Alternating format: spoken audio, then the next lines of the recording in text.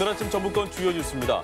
문재인 대통령이 새만금을 찾아 세계 최고의 재생에너지 메카로 만들겠다고 말했습니다. 원전 4기와 맞먹는 발전 용량입니다. 대통령이 밝힌 새만금 재생에너지 비전은 새만금 개발의 기대를 다시 높이고 있습니다. 하지만 우려도 적지 않습니다.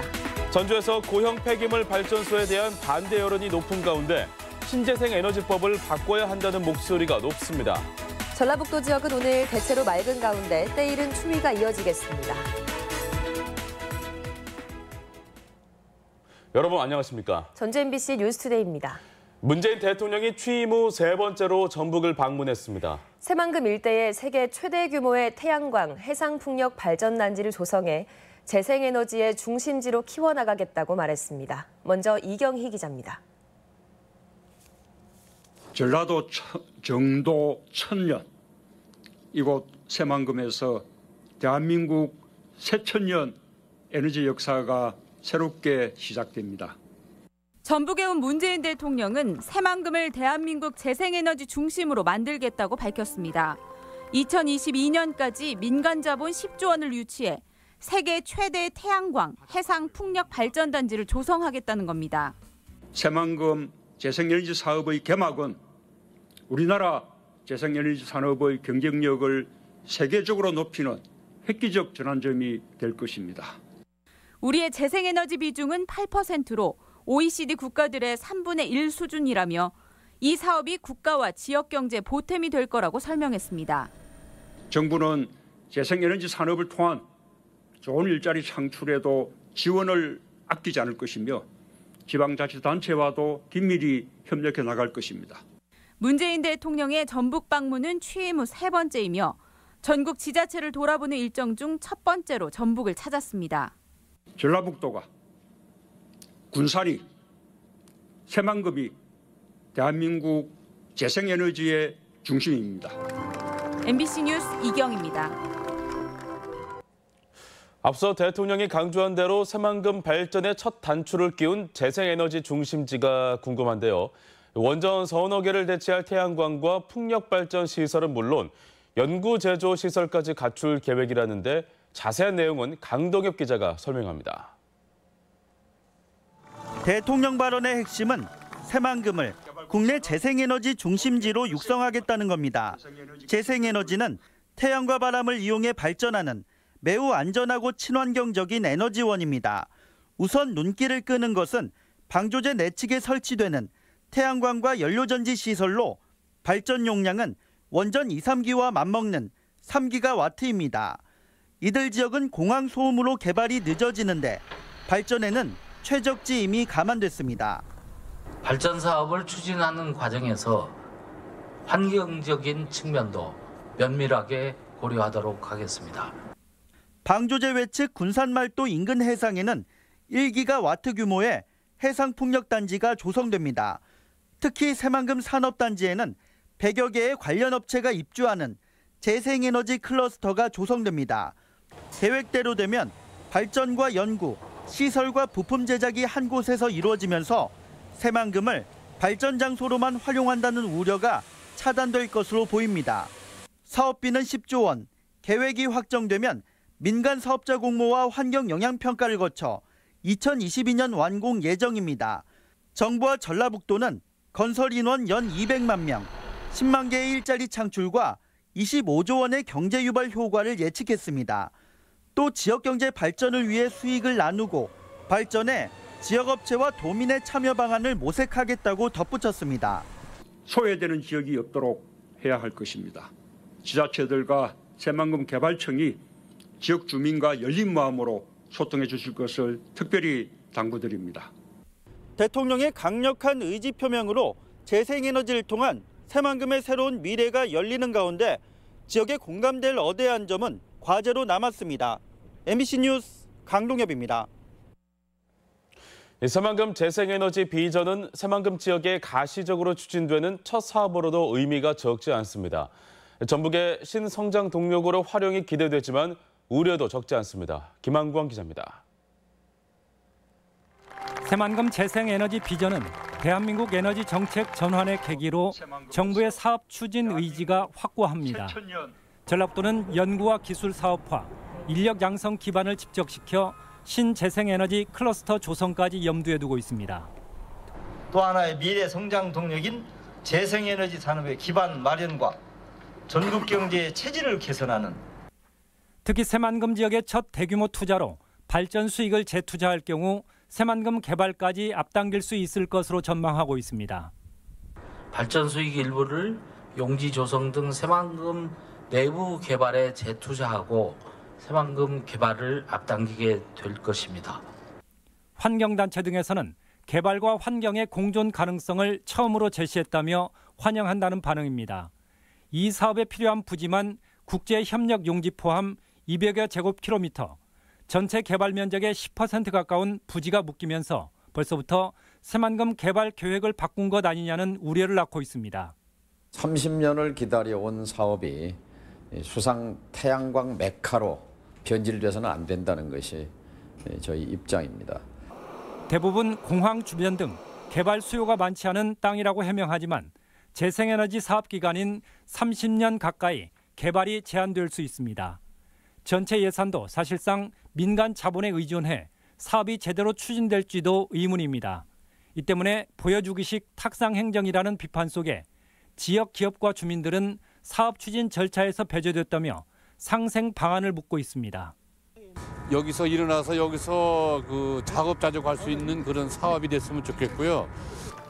새만금 재생에너지 비전이 국가 에너지 전환을 넘어 전북의 미래를 바꿀 새로운 성장 동력으로도 기대가 높지만 우려 또한 적지 않은 게 현실입니다. MBC 뉴스 김한광입니다. 새만금 개발공사가 설립돼 본격적인 운영에 들어갑니다. 국토교통부는 어제 오후 2시 새만금 현장에서 김현미 국토교통부 장관과 송하진 지사, 국회의원 등이 참석한 가운데 새만금 개발공사 설립 행사를 가졌습니다. 지난 9월 설립 등기를 마친 새만금 개발공사는 어제 설립식과 함께 오는 12월 새만금 개발청까지 옮겨오면 매립과 개발은 물론 투자 유치 등의 업무를 본격화하게 됩니다. 정부는 어제 현행 8대2의 국세와 지방세 비율을 7대3으로 바꾸고 지방의회에 사무직원 임용권을 주는 내용을 골자로 하는 지방분권과 지방자치 확대 방안을 발표했습니다. 전라북도는 이에 대해 자치분권의 핵심인 재정 자율권 확대의 계기가 될 것이라며 환영 의사를 밝혔고 도의회 역시 의회 사무처 독립의 출발점이 될 것이라며 반기는 모습입니다. 전주 김제를 잇는 지방도의 국도 승격 요구가 본격화했습니다. 전라북도 포함 7개 도지역은 국가 경쟁력 강화와 균형 발전을 위해 지방도의 국도 승격과 국가 지원 지방도 연장을 정부에 공동 건의했습니다. 도는 전주 김제 간 지방도는 호남 고속도로는 물론 혁신도시 새만금과도 연결된다며 국도 승격 대상에 우선 포함시켜야 한다고 강조했습니다. 전주 팔복동의 폐기물 발전소 건설이 인근 주민들 반발로 논란이 되고 있는데요. 전주시가 건설을 막겠다며 뒤늦은 대응에 나섰지만 원천적으로 법을 바꿔야 한다는 목소리가 높습니다. 박찬익 기자입니다. 생활 쓰레기를 소각하는 이 업체는 용량을 늘려 고형 폐기물을 태우는 발전소를 건설하려다 지난해 공사를 중단했습니다. 전주시가 절차상 문제를 들어 공사 중지를 명령했는데 최근에는 인근 주민들까지 나서 집단 행동에 나섰습니다. 업체와 전주시는 법적 다툼을 벌이고 있는데 전주시의 승소 가능성은 높지 않은 상황입니다. 폐기물 처리업 허가가 들어오면 계속 저희들은 그것을 받아주지 않고 만약 소송이 들어오면 또 그에 대한 소송을 대비해서 나갈 겁니다. 고형 폐기물 발전소를 둘러싼 논란은 전국적인 현상입니다. 광주 전남 혁신도시에도 고형 폐기물 발전소가 1년 전에 완공됐지만 업체와 주민, 지자체가 갈등을 빚으며 멈춰서 있습니다.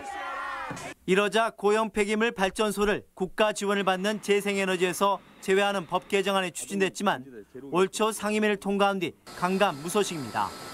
폐합성 섬유, 폐타이어, 폐고무 이런 것들을 태우는 거를 신재생에너지라고 분류를 해놨습니다.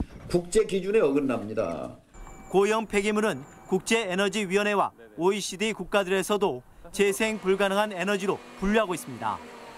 현재 전국에서 추진되고 있는 고형 폐기물 발전소는 51곳, 그 가운데 전라북도에 무려 8곳이 있습니다. MBC 뉴스 박찬욱입니다.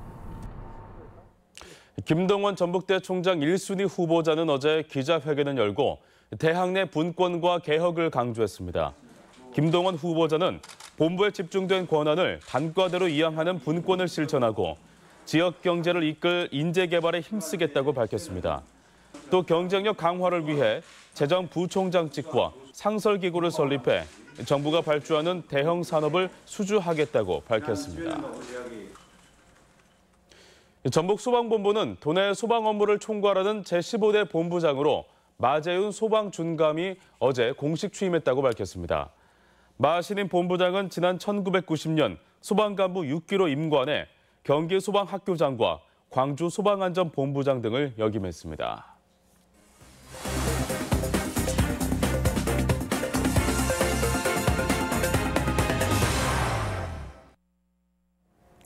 남원 예촌 전통 한옥체험관이 올해의 전라북도 건축문화상 대상을 차지했습니다.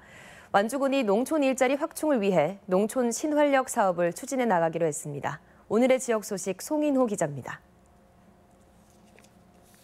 남원 광안루원 주변에 있는 남원 예촌 전통 한옥체험관이 올해 전라북도 건축문화상 공공부분 대상을 받았습니다. 2년 전 문을 연 남원 예촌 전통 한옥체험관은 조선시대뿐 아니라 백제시대 건축 양식을 적용해서 전통 방식을 재현한 점을 높게 평가받았습니다. 남원 예촌이 지역을 찾는 관광객과 특색 있는 체험 요소를 연계해서 전북 관광의 새로운 랜드마크로 자리매김될 것입니다. 완주군이 농촌의 자립성장을 위한 신활력 플러스 사업 추진 포럼을 마련했습니다. 마을 공동체와 식품 관련 업체, 마을 기업 전문가 등 100여 명이 참석한 가운데 열린 포럼에서는 농촌 자립성장을 위한 사업 발굴 방안에 대해서 논의했습니다. 완주군은 창의적인 농촌 지역 사업 모델을 발굴하기 위해서 70억 원의 예산을 투입하기로 했습니다. 군산시가 다양한 주민 의견 수렴을 위해서 정기적인 시장과의 대화 시간을 마련했습니다. 첫 시장과의 대화에서는 13명의 시민이 참석한 가운데 집중 호우 대처 방안 등을 요구했으며 군산시는 주민 요구사항에 대해서는 홈페이지에 결과를 게시하기로 했습니다. 시장과의 톡앤톡은 매월 마지막 주 금요일에 정례적으로 열립니다. 새내기 바리스타들의 커피 시음회가 임실군청에서 열렸습니다. 이날 커피 시음회는 15주간 총 30시간의 교육을 마친 18명의 임실군 교육생이 커피 지도자 자격증을 취득한 기념으로 마련한 것입니다. MBC 뉴스 송인호입니다. 송하진 도지사가 선거법 위반 혐의로 조만간 검찰 조사를 받을 전망입니다. 검찰은 선거 기간 대량 문자 메시지 발송 등 송 지사에게 제기된 혐의에 대한 조사가 마무리 단계라며 다음 주 초 송 지사를 직접 소환해 혐의를 규명하겠다고 밝혔습니다. 앞서 권영진 대구시장과 원희룡 제주지사가 같은 혐의로 소환된 만큼 송 지사의 공개 소환 가능성도 높은 상황입니다. 전주 완산경찰서는 가톨릭 성당에서 성모 마리아상에 낙서를 한 34살 A씨를 재물 손괴 혐의로 불구속 입건했습니다. A씨는 지난 28일 전주의 한 성당에서 성모 마리아상 눈을 붉은색 마커로 칠한 혐의를 받고 있으며 성당에 다니라는 지인의 권유에 화가 나 범행을 저질렀다고 경찰에 진술했습니다. 어제 오전 10시쯤 전주 군산간 도로 군산공항 교차로 부근에서 차량 6대가 추돌하는 사고가 발생했습니다. 이 사고로 운전자 63살 강모 씨 등 3명이 가벼운 부상을 입어 병원에서 치료를 받고 있습니다. 경찰은 8톤 트럭이 정차해 있던 차량들을 들이받으면서 사고가 난 것으로 보고 있습니다. 국제식품 컨퍼런스와 식품 한마당 축제가 어제 개최돼 오늘까지 익산 국가식품 클러스터에서 이어집니다. 행사 첫날인 어제는 국제식품 컨퍼런스가 열려 글로벌 식품의 최신 트렌드를 공유하는 발표와 회의가 진행되고 가정 편의식에서 3D 푸드까지 다양한 식품 기술 동향이 소개됐습니다. 오늘 시작하는 식품 한마당 축제는 입주 기업들이 소비자 불만 제로 선포식을 열고 방문객들에게 다양한 먹거리와 볼거리를 제공합니다.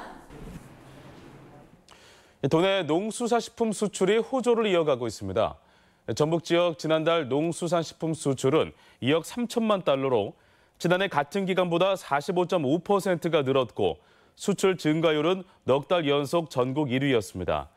품목별 수출액은 닭고기 수출 호조로 축산물이 67.4% 넘게 늘었고 가공식품 6.7%, 수산물 6.9% 순이었습니다. 전국체전과 장애인체전의 주 개최지인 익산시가 대회 유치로 경제적인 효과가 컸던 것으로 분석했습니다. 익산시는 체전에 앞서 사전 경기와 전지 훈련으로 6천여 명이 익산을 찾았고 대회 기간에는 하루 평균 12,000여 명이 음식점과 숙박업소를 이용했다고 밝혔습니다. 시는 앞서 양대 체전 개최로 1,300억 원 규모의 경제적 효과가 예상된다는 연구 용역 결과를 발표했습니다. 군산 고용위기 종합지원센터가 청년 취업률을 높이기 위해 사찰에서 힐링 캠프를 운영합니다. 종합지원센터는 구직난으로 지쳐있는 청년들을 대상으로 다음 달 9일부터 사흘간 김제 금산사에서 취업 힐링 캠프를 열고 마음관리 프로그램을 통해 자존감 회복을 도울 계획입니다. 또한 힐링 멘토들의 강연이 마련될 예정입니다. 국민연금 제도 시행 30주년을 기념해 국제 세미나가 열립니다. 국민연금공단은 이번 주 금요일 전주 그랜드 힐스턴 호텔에서 핀란드 연금센터의 이즈모 리스쿠 기획국장과 신성환 홍익대 교수 등 국내외 연금 전문가 30여 명이 참석한 가운데 공적연금의 역할과 발전 방향 모색을 주제로 토론을 벌입니다. 세미나 참가 희망자는 오늘까지 국민연금 홈페이지를 통해 신청할 수 있습니다. 전북은 면적에 비해 소방관 수가 여전히 적은 것으로 나타났습니다. 소방청에 따르면 지난해 기준 도내 소방공무원 1인당 담당 면적은 3.8제곱킬로미터로 전국에서 네 번째로 넓어 타시도에 비해 제 시간 내 출동이 어려운 상황입니다. 하지만 1인당 담당 인구는 875명으로 전국 평균보다 20% 가까이 낮았습니다. 다음은 우리 지역 행사와 문화 소식입니다.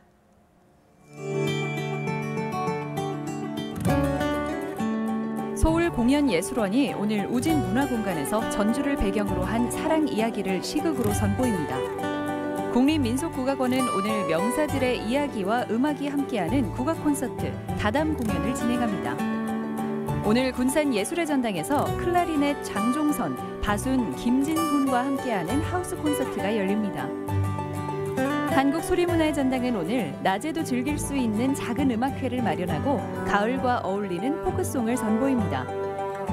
청년 예술가들의 버스킹 공연 청춘 마이크가 오늘 김제 모악산 야외 무대에서 펼쳐집니다.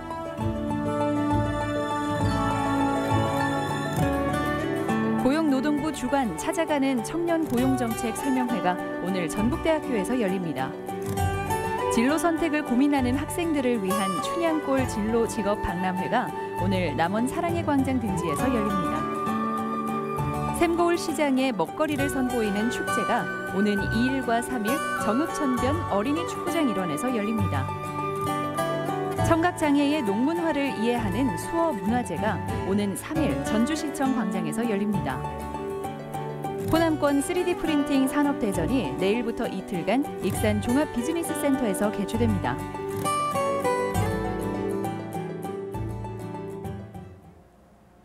(10월 31일) 수요일 전북권 날씨입니다. 전라북도 지역은 오늘 대체로 맑은 가운데 때이른 추위가 이어지겠습니다. 미세먼지 농도는 좋음, 초미세먼지 농도는 보통 수준을 보이겠습니다.